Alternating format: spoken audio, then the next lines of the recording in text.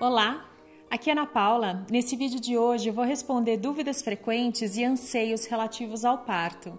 Nos vídeos anteriores eu te entreguei informações para você desfrutar o momento da gestação, estando em contato com a natureza, conversando com seu bebê, cuidando da sua alimentação e criando um ritual diário de autocuidado e conexão consigo mesma para que você possa cultivar a consciência no momento presente, estando em contato com o simples, com o natural, que é realmente essencial.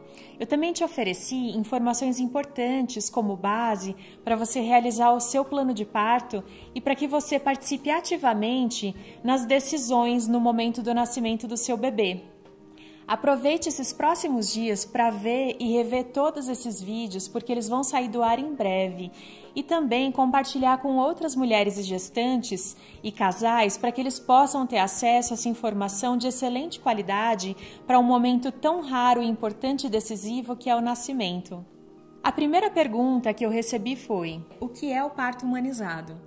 O parto humanizado ele não é uma técnica de parto, ele é simplesmente focar o atendimento na mulher. É oferecer o que a família deseja, baseada nas condutas e nas recomendações da Organização Mundial da Saúde. Todo mundo quer que um bebê nasça de uma forma mais segura e é a metodologia da humanização do parto que está trazendo essas novas abordagens sobre isso. A mulher ela precisa de informação para saber o que é melhor para ela e o que não é.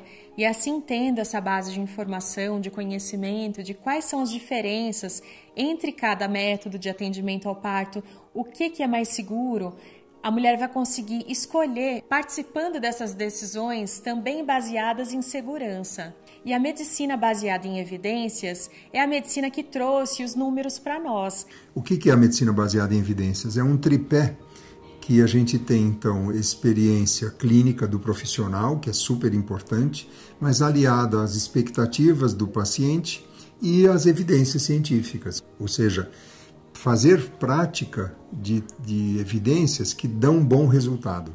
Diferentemente do que muito se fala em relação do que é o parto humanizado, tem pessoas que falam que o parto humanizado é um parto na banheira em casa, ou que pensam assim, não, mas o parto humanizado ele não é seguro, a cesárea é mais segura. Pode até ser um parto na banheira em casa, desde que as condições estejam favoráveis para isso. Mas não é o que caracteriza o parto humanizado. O que caracteriza é o paradigma de segurança importante que é baseado nas evidências científicas. E essa não era a metodologia utilizada no século XX em relação à estatística médica.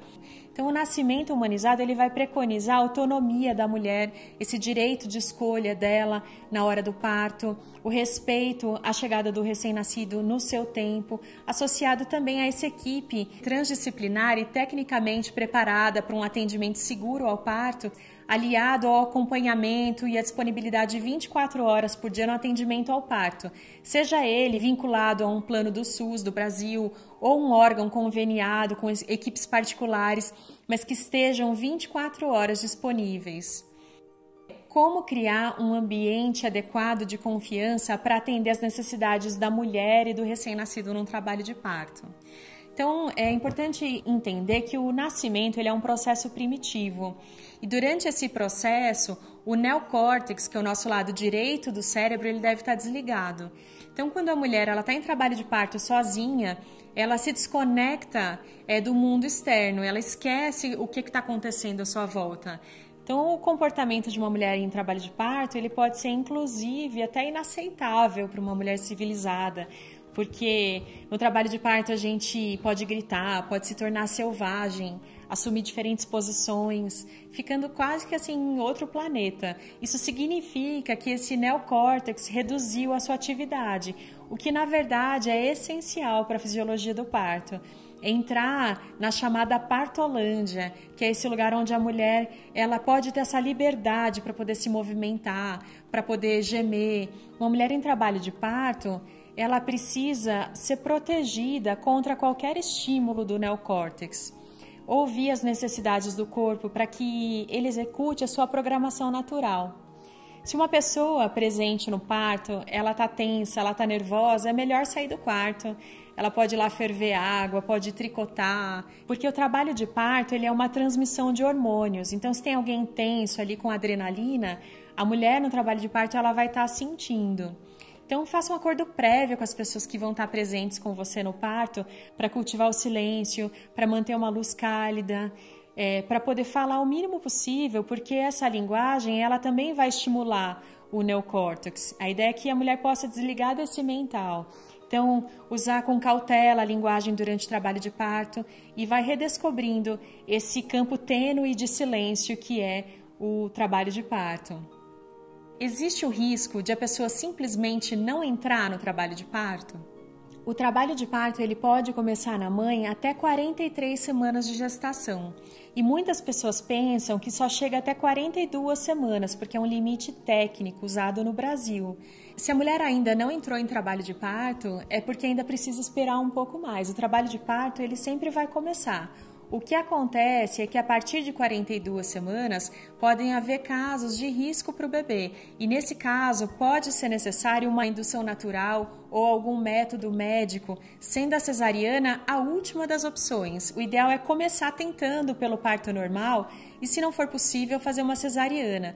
Muitos profissionais acompanham mulheres que passam de 42 semanas, acompanhando a gestação mais de perto, acompanhando a vitalidade do bebê, a palpação, identificando como que estão os líquidos, como que está a placenta, pedindo ultrassom se for necessário e acabam esperando mais um pouco. Então essa é uma decisão compartilhada entre a mulher e o profissional. Dizem que o parto ele acontece entre as nossas orelhas, ele está também num plano muito da nossa mente, o que significa que o medo pode segurar a entrega ao parto, algo mental, algum apego à gravidez. Então observar o caso como um todo. Se ela não está convencida de que está tudo bem com ela e principalmente com seu bebê, ela não pare, né? Ela tem medo e a cultura do medo é o que predomina no nosso meio. Não só o medo da mulher, mas o medo do seu marido, o medo da família e dos amigos. E se não é só importante para a mulher, é importante para o acompanhante, no caso o obstetra e a obstetriz, né? Eles precisam ter confiança de que os exames que estão sendo feitos estão mostrando que o bebê está bem. Há também formas naturais de induzir o parto, como caminhar bastante, fazer amor, porque o sêmen masculino ele contém a prostaglandina, que é o mesmo comprimido que se usa para induzir o parto. Ou um chá, como um chá de canela, pontos de acupuntura, a homeopatia. A indução, ela também pode ser feita através da água, seja numa banheira, seja numa piscina, quando você entra dentro da água e expira com força. Então, a circulação e a pressão do sangue, ela acaba sendo maior, promovendo uma ativação do útero e também trazendo mais oxigenação para a placenta. Na medicina ayurvédica se usa muito os enemas, no caso com óleo de gergelim morno, com uma pitada de sal. O Mika, como nasceu na Índia, a gente teve esse contato com a medicina ayurvédica, nós usamos o enema na preparação para o parto. E eu particularmente adoro o efeito dos enemas ayurvédicos, que é usado para diversas finalidades. E o que eu percebo é que aqui no Brasil, no geral, a nossa cultura tem pouca experiência com o hábito do enema. Ou até mesmo tem um pouco de julgamento de pessoas que talvez nunca usaram e que comparam o enema que é usado com gravidade com outros procedimentos, como por exemplo uma lavagem intestinal que é feita por pressão e não por gravidade. O que determina então quando o bebê está maduro para ele poder nascer? É muito simples, o que determina é o início do trabalho de parto, pois quando o bebê está maduro desencadeia o trabalho de parto na mãe. Ou seja, a mãe que não está em trabalho de parto, ela pode estar com 41 semanas. Tecnicamente, esse bebê ele não é considerado prematuro, porque prematuro é um termo de um bebê que está abaixo de 37 semanas, que é considerado prematuro. Só que esse bebê de 41 semanas, que a mãe não está em trabalho de parto, ele é um bebê que ele ainda não está pronto. E a cesariana seria o último dos casos. E é importante ver o caso como um todo, não fazer uma indução por ansiedade. A próxima pergunta é a respeito de um mito, que o trabalho de parto saudável ele só dura até 12 horas. Se a mãe e o bebê eles estão bem, o trabalho de parto ele vai seguir até quando estiver confortável para a mulher, o bebê estiver com vitalidade. Então isso é um mito, porque nós não somos relógios, nós somos programadas para poder parir. E isso não existe um tempo limite. Pode ser uma brisa, pode ser um furacão, cada mulher vai ter o seu tempo. Então, a humanização, ela entende as particularidades de cada ser humano, tendo o devido monitoramento do bebê e da mãe para intervir se for necessário. Eu devo fazer força durante as contrações? Ajuda a dilatar mais rápido ou é um mito? Durante o primeiro estágio do trabalho de parto, a mulher não deve fazer força, porque o ato de empurrar antes do colo do útero está totalmente dilatado, além de ser um desperdício de energia, ele pode causar alguma laceração. Mas saiba que não é só a dilatação que é importante. O movimento durante o trabalho de parto, ele vai facilitar essa descida do bebê. O ideal é que a cabeça do bebê ela saia devagarinho. Você respire profundamente. Nesse momento, você solta bem o períneo e deixa ele bem relaxado. Abre o corpo e também solta a voz. Respira profundo e você pode soltar o ar com uma vocalização, como a ou como on, que é o que vocês veem um pouquinho no vídeo do nascimento do Micah. Assim, o períneo ele vai se expandindo aos poucos. A vocalização no parto ela ajuda de várias formas. Ela ajuda a parturiente a se soltar, a entrar nesse lado mais instintivo. E a abertura da boca, ela promove um reflexo da abertura do canal vaginal. Então deve ser abolido esse puxo dirigido, que é dizer para a mulher fazer força.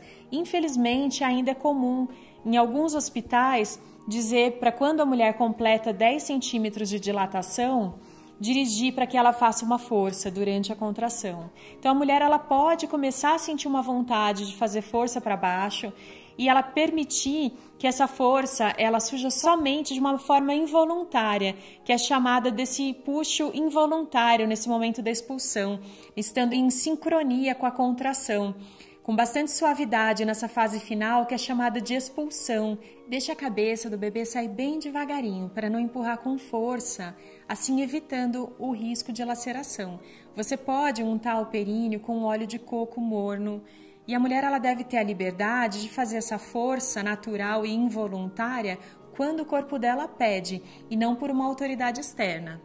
Sobre a possibilidade de laceração natural, você pode se preparar com várias sessões de massagem perineal, que é uma massagem intensa que fortalece e traz elasticidade para o períneo.